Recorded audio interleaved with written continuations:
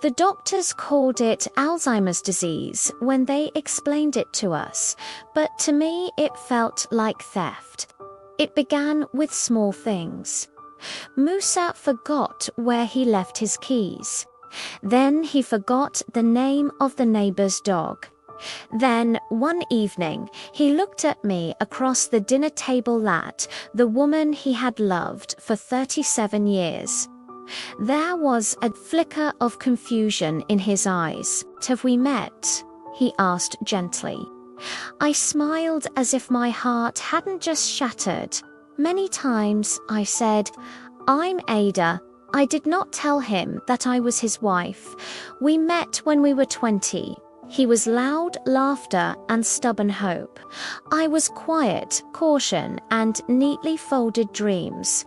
We built a life, the way birds build nest twig by twig, sacrifice by sacrifice. We didn't have much money, but we had rituals. Morning tea together, evening walks, holding hands in the market like shy teenagers, even when our hair turned grey.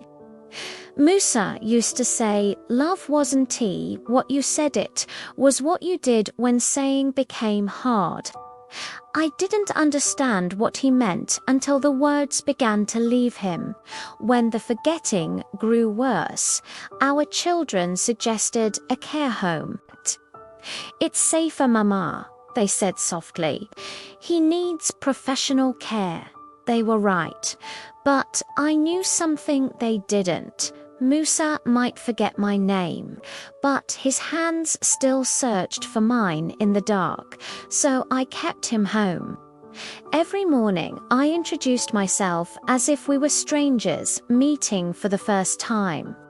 "Hello," I'd say brightly. "I'm Ada. I make very good tea." He would smile. "Then I'm lucky to know you." And each day I fell in love with him again. Sometimes he mistook me for his sister, sometimes for a nurse. Once, heartbreakingly, he asked when his wife was coming to visit. "She'll be here soon," I whispered, pressing my forehead against his. "She never leaves you alone." And I meant it. Love, I learned, is not always fireworks and poetry. Sometimes it is repetition. Sometimes it is patience. Sometimes it is answering the same question 50 times as if it's the first. Sometimes it is being the memory for two people. One evening, during a rare moment of clarity, Musa looked at me differently, really looked. There was recognition in his eyes, not confusion, not fog. "You," he breathed. I held my breath. "I know you," he said slowly. You're the one who stayed." Tears spilled down my face before I could stop them. "Yes," I whispered. He reached up with trembling fingers and touched my cheek. "I don't remember everything," he said, "but I know this feeling. It's home." That night, as he slept, I lay awake beside him, listening to his breathing, memorizing the sound in case one day silence took that too.